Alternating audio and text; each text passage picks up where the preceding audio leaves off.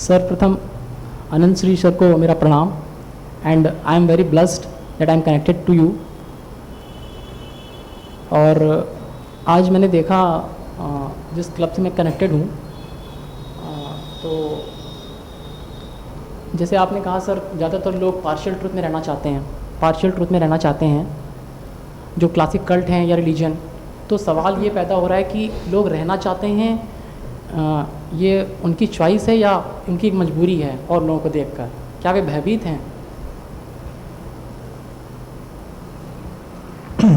पूछते हैं कि चॉइस और मजबूरी, इनके बीच में बड़ा बारीक फासला होता है। कभी कभी मजबूरियां चॉइसेस बन जाती हैं और कभी कभी चॉइसेस लोगों की मजबूरी बन जाती हैं। जो जहां कहीं है उसको ये बात भूलनी नहीं चाहिए कि ये उसकी चॉइस होगी, कॉन्शियस अनकॉन्शियस, चेतन या अचेतन। चॉइस का हमेशा पता हो जरूरी नहीं है। व्यक्ति के अंदर जो उसका पूरा स्ट्रक्चर है वो उसके लिए चॉइसेस क्रिएट करता है, यानी चुनाव पैदा करता है। वो खींच लिया जाता है उधर और वही उसके लिए मजबूरी बन जाती है।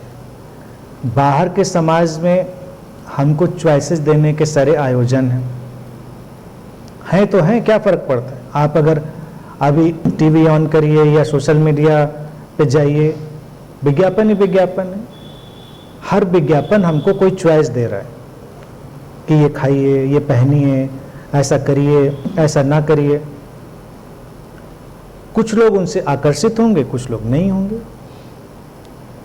यानी कि जो होगा उसके अंदर कुछ तो ऐसा होगा कि वो उस तरफ खींचा गया। हर व्यक्ति तो हर चीज से आकर्षित नहीं होगा, लेकिन जब वो करेगा तो उसको लगेगा ये बड़ा शायद उसके अंदर से आ रहा है।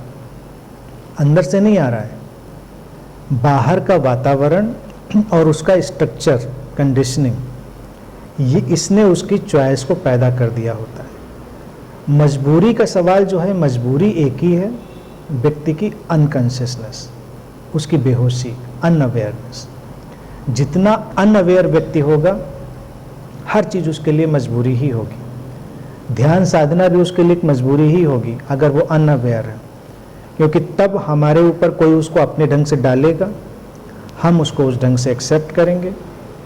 लेकिन अगर हम अवेयर होंगे धीरे धीरे, तो फिर नेचर ही गाइड करेगी हमको हमारे बेस्ट पॉसिबल इवोल्यूशन की तरफ। जो सबसे अच्छा हमारा जीवन का ढंग हो सकता है, पॉसिबिलिटी हो सकती है समय, उस तरफ हम खींच लिए जाएंगे। लेकिन उसके लिए हमको अपनी अवेयरनेस पे ही काम करना है।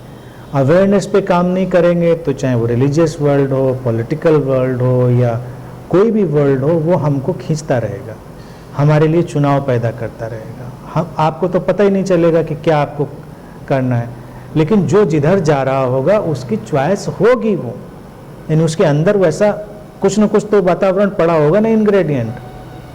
अब आप मार्केट में ही निकलते हैं, देखिए, अगर आप देखिए खाने की बात लीजिए, फूड की बात लीजिए, हर किस्म का फूड लगा हुआ है। जिसको जिधर जाना है उधर चला जाता है, खाता है।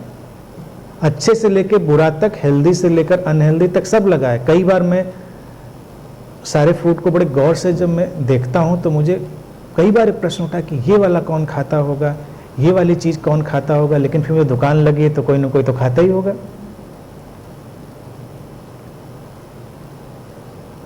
तो हम क्यों जाएंगे उधर? फिर और तमाम तरह की देखिए डिस्ट्रक्टिव खाने पीने की चीजें हैं, उन पर भी तो हम जाते हैं। तो मजबूरी नहीं है।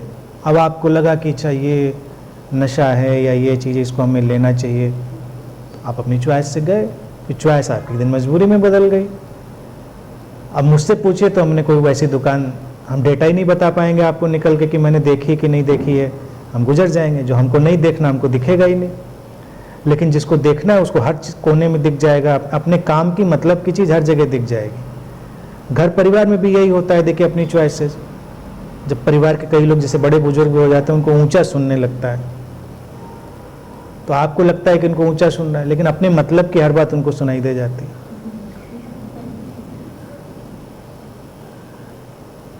चॉइस क्लियर है कि मतलब की बात सुननी है, तो वहाँ पर वो बॉडी भी कोऑपरेट कर देती है। तो ऐसे ही चलता रहता है। बस एक ही काम करिए, अपनी अवेयरनेस पे काम करिए, उसको बढ़ाइए। जैसे जैसे हम बढ़ेंगे तो ये मजबूरी और चुनाव का जो ढांचा है वो टूटेगा और लाइफ चॉइसलेस अवेयरनेस में जाएगी, चुनाव रहित सजगता में, जिसकी जे कृष्णमूर्ति हमेशा बात करते रहे, चॉइसलेस अवेयरनेस। तो अवेयरनेस वर्ड उसमें उन्होंने इसीलिए डाला, जब अवेयरनेस बढ़ेगी तभी हम चॉइसलेस होंगे, और जब हम चॉइसलेस होते हैं तो ज़िंदगी हमारे लिए चुनती है बेस्ट पॉसिबिलिटी। यानी सबसे रिलीजियस व्यक्ति वही है जिसने इस तरह से अपने को छोड़ा है अस्तित्व में कि वही उसके लिए चुन देता है।